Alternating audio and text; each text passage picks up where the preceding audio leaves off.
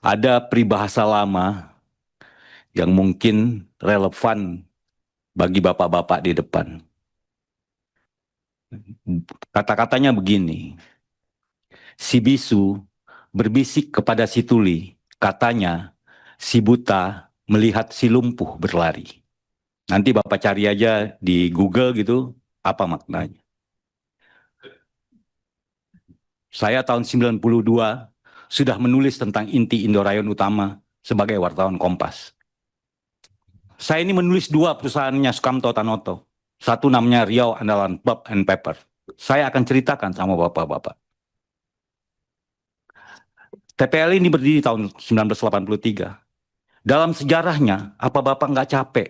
Perusahaan bapak mulai dari berdiri sampai hari ini terus berkonflik dengan tiga alasan konflik. Pertama soal lingkungan, kedua soal tanah, tiga soal sosial. Di masa Indorayon, konflik satunya lagi adalah isu lingkungan, limbah. Saya dulu berbulan-bulan duduk di tuk-tuk, melihat truk-truk bapak dari Pulau Samosir menyeberang ke Porsea, membawa pohon pinus. Bapak tahu berapa pohon pinus yang ditebang di Pulau Samosir? Sekitar 3.000 sampai 4.000 hektar. Bapak tahu itu tahun berapa pohon pinus ditanam? Itu pohon pinus Sumatera, yang kemudian di abad 20 dibawa oleh Belanda ke Pulau Jawa. Jadi, saya senang Pak Ignatius bilang bahwa kita harus memperhatikan lingkungan, harus memperhatikan masyarakat, harus memperhatikan ekosistem, harus memperhatikan pembeli. Tadi Silalahi bilang, nggak ada isu lingkungan. Bagaimana tidak? Kawasan Danau Toba yang ditebang pohon yang ditanam dari awal abad-abad kolonial datang, yang jumlahnya dengan ribuan hektar itu, apa tidak memberi dampak kepada Danau Toba? Memberi dampak. Awalnya dulu 200 sekian ribu hektar konsesinya. Kemudian turun jadi 185.000 hektar. Kemudian turun menjadi 167.000 hektar. Dan sekarang yang Bapak usahakan sebagai HTI sekitar 58.000 hektar. 40.000 hektar sekian itu adalah hutan produksi itu HPL, hutan produksi terbatas, hutan lindung, kawasan lindung, apa benar? Dari 167.000 hektar itu, sebenarnya yang Bapak bisa usahakan itu 117.000 hektar atau 120.000 hektar. Tapi Bapak tahu, semua kawasan Bapak itu ada 36.000 hektar di hulu sungai. Di hulu kawasan Danau Toba itu adalah daerah serapan air. Jadi nggak ada, jangan dibilang nggak ada persoalan lingkungan, nggak ada persoalan masyarakat, pasti ada persoalan. Tahun 83 ketika inti Indorayon datang ke Tanah Batak, di situ sudah ada masyarakat hidup secara turun-temurun dan beratus tahun lalu namanya. Dan sepanjang sejarahnya itu berkonflik. Nanti saya bacakan. Tahun 83 berdiri, 1994, 1996 sudah mulai konflik. 86 itu sekitar 4 tahun atau 89 mulai, itu sekitar 5 tahun sudah mulai konflik. 97, 98 itu konflik. 99 diberhentikan oleh Pak Habibie sementara. Tahun 2000 diberhentikan oleh Gus Dur yang waktu itu Menteri Hutanannya Sonny Krat. Tahun 2023 Bapak kembali, izinnya diberikan oleh Presiden Megawati. Tahun 2005 Bapak mulai konflik lagi. Tahun 2005 konflik, 2009 konflik, 2010 konflik, 2013 konflik, 2020 konflik, 2021 konflik, 2025 konflik. Pertanyaannya, apa Bapak tak capek konflik berkepanjangan? Tadi disebutkan MK memutuskan tidak ada tanah adat, tidak ada macam-macam. Ketua MPR sudah menyebutkan, waktu itu Bambang Susatyo, menyebutkan ada 20.000 tanah adat. Kemudian KPA menyebutkan ada 35.000 tanah adat. Kemudian masyarakat, kelompok masyarakat yang lainnya menyebutkan 20.000. Jadi maksud saya, Bapak sudah tahu akar masalah ini apa.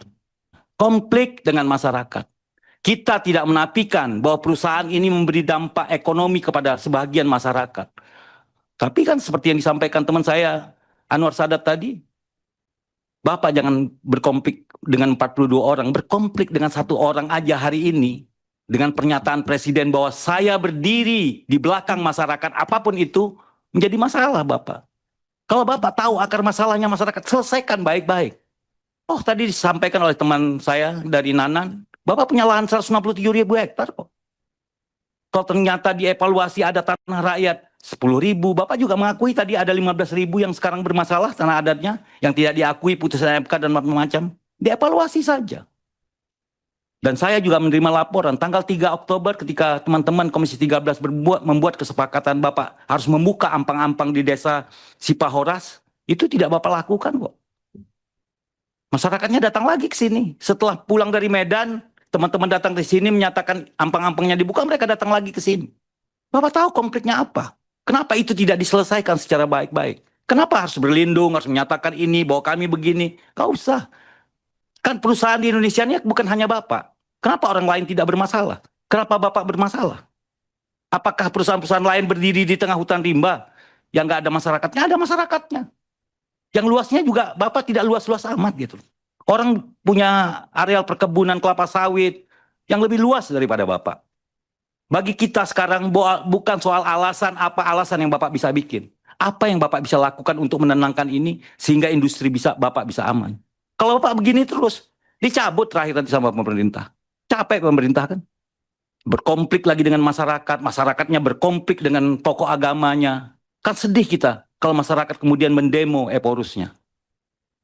Bapak apa nggak sedih? Pak Silalahi apa agamanya? HKBP? Hah? Apa Bapak Izin nggak sedih? menyampaikan, Hah? saya HKBP, Pak. HKBP, apa Bapak nggak sedih? Lihat ada masyarakat mendemo Eporusnya. Sedih Bapak. Pikirin itu.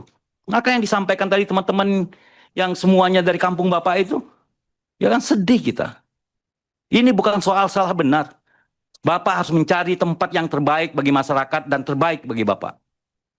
Nggak usah Bapak kesana kesini membawa dokumen. Ini kan dokumen yang Bapak segini bawa. Kan ini bisa dilihat. Nggak usah dibuka yang lain. Tinggal baca yang depan ini. Yang Bapak bikin di depan ini. Ini baca ini aja. Sudah jelas, tegas bagaimana kita menyelesaikan persoalan ini.